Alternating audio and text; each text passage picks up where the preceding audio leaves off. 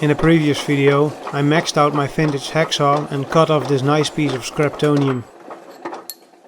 It is going to be a backing plate for this old dilapidated Cushman 4-jaw chuck that I have, and it will increase the machining possibilities of my old Karger lathe a bit. So let's make some chips.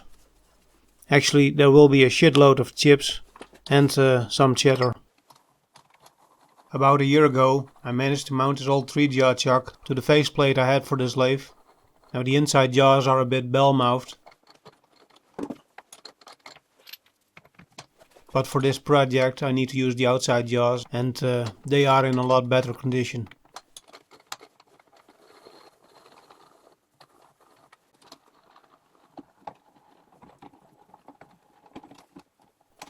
This might be a bit heavy for the 1-inch spindle, but it's what I have and it is what I will use. I guess we cannot all have nice A-bomb sized lathes. I've used this cheap Chinese WNMG insert for a while now, and so far it has held up okay. I'm still using the first cutting corner, and there are 5 more to go. I got a whole box of these, and who knows, maybe they will last me the rest of my life. I also have some blue nano inserts, but I'm not a big fan of that scam.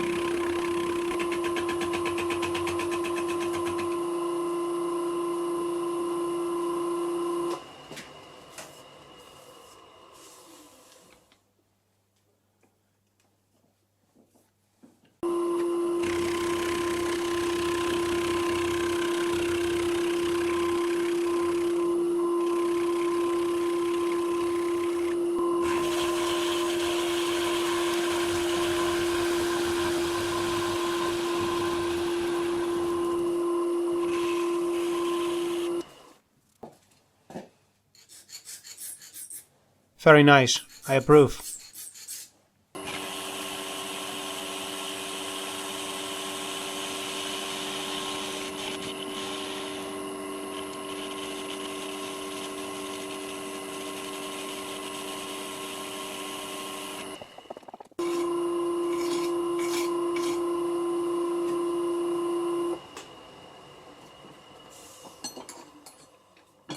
That's one side done. Time to flip over that lump of scraptonium.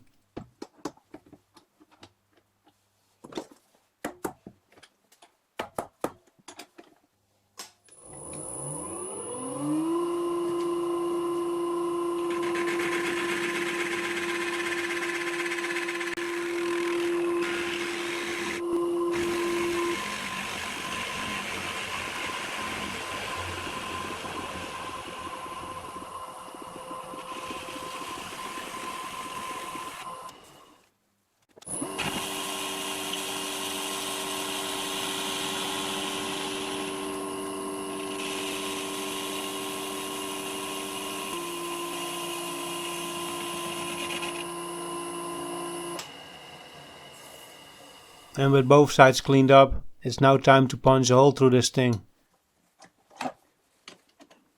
First a center drill.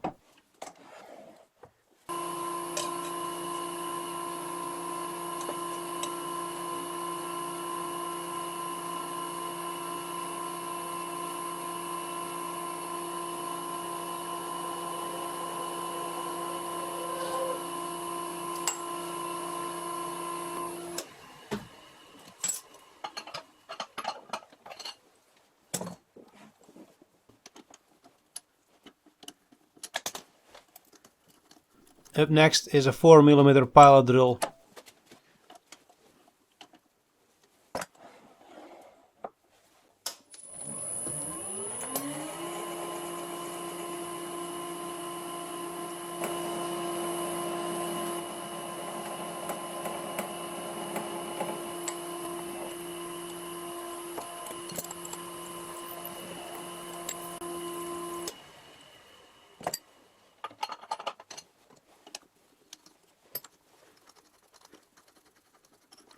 Now a 10mm drill.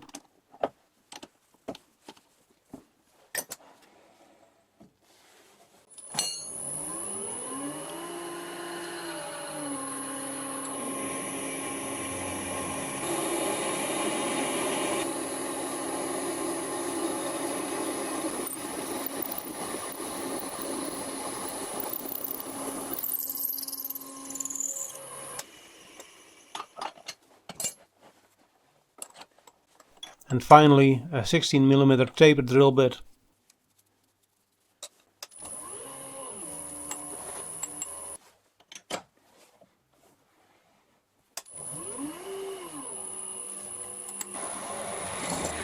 Come on, not again.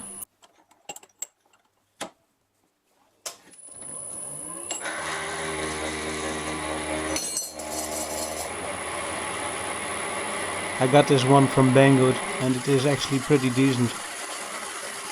So far I've used it a couple of times and it's a lot better than the one that I screwed up when I tried to regrind it.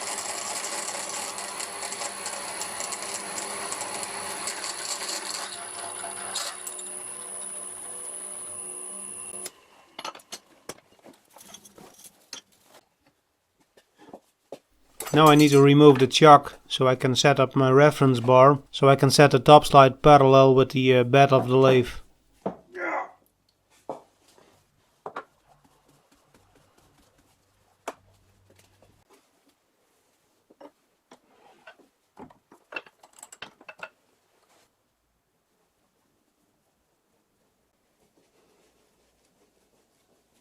The needle is not moving, so I'm calling it good. I should have done this before I started turning, because that chuck and that lump of scriptonium, it's rather heavy.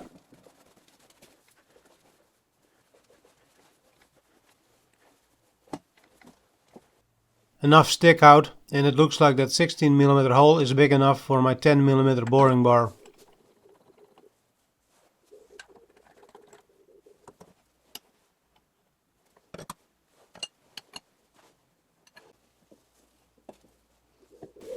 Listen.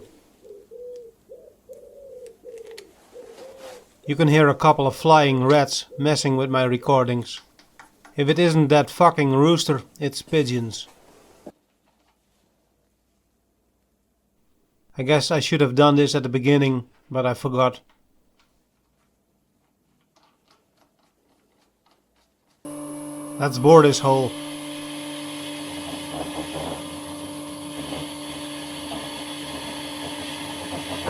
Yeah, this lathe is chattering as much as a talkative teenager.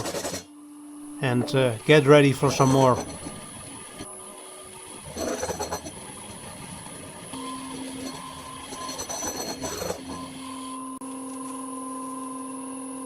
Some loop.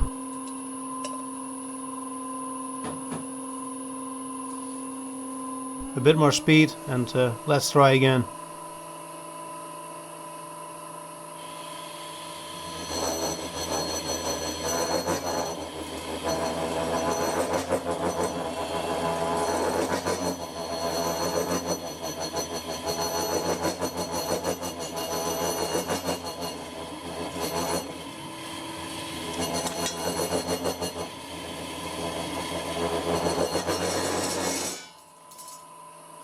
The horror!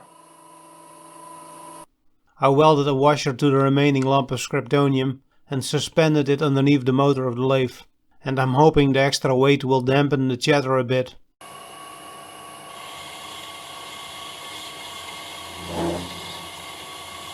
I'm taking a light cut and it did seem to help a bit.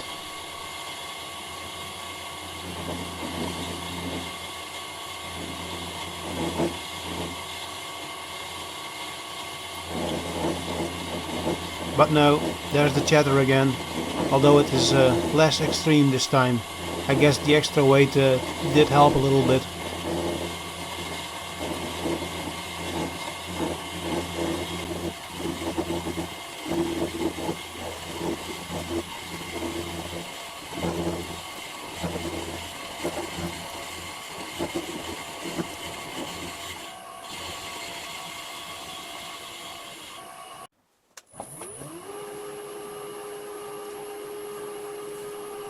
Some oil and an even lighter cut and no chatter this time.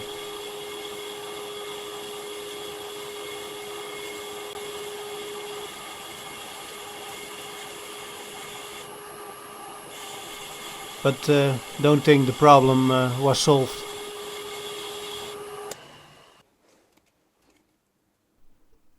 Good, that is about the size that I need to make a spindle thread, and that's something for a next video. Time for a quick tool change and make this lump a little bit lighter.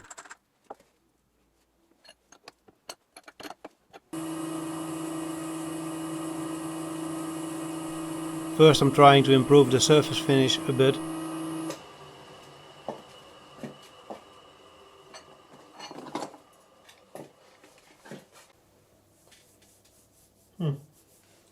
That's above my standard. And now it's time to remove a lot of material and make the chips really fly.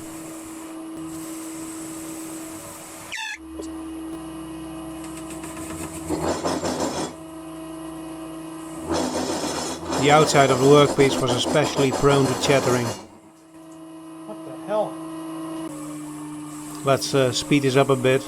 In real life it took at least a couple of hours with all these many light cuts.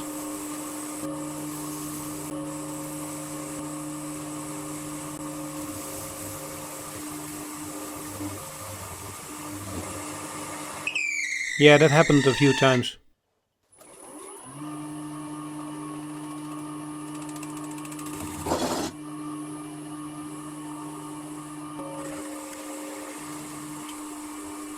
Chips were literally flying everywhere. I'm sure I will find some in the years to come.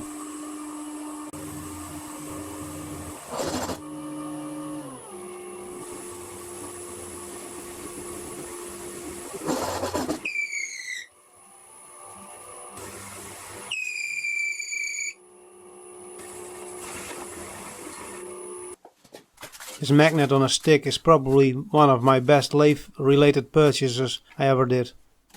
It's great for cleaning up swarf, but it really sucks with non-ferro materials. Somebody should do something about that.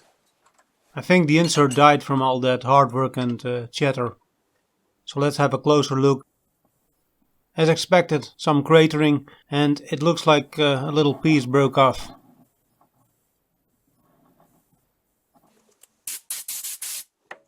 So it's time to flip the insert and launch some more chips into a low Earth orbit.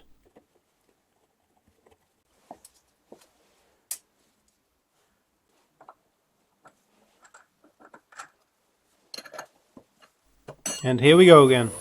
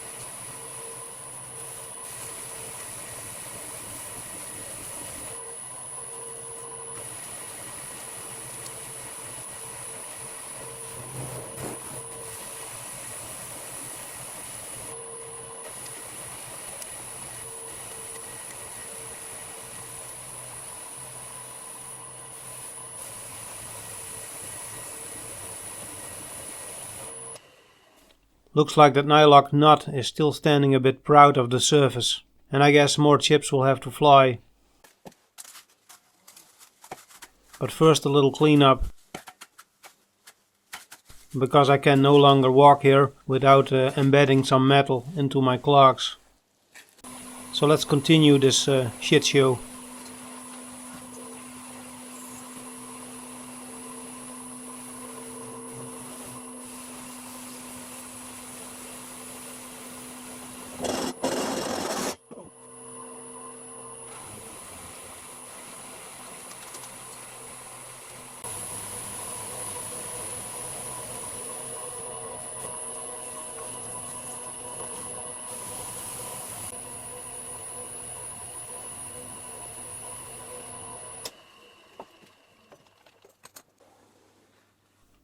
Looks good, although it really doesn't matter if the nuts and bolts stick out a little bit. It's not like they are going to hit the headstock. It's more a visual OCB thing.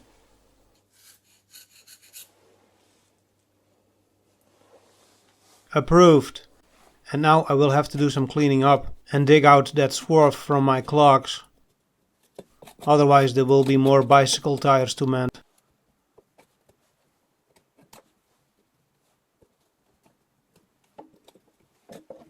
Alright, that's it from me. I hope you liked the shit show. If not, that's too bad. I will probably make another one. Maybe not. You never know.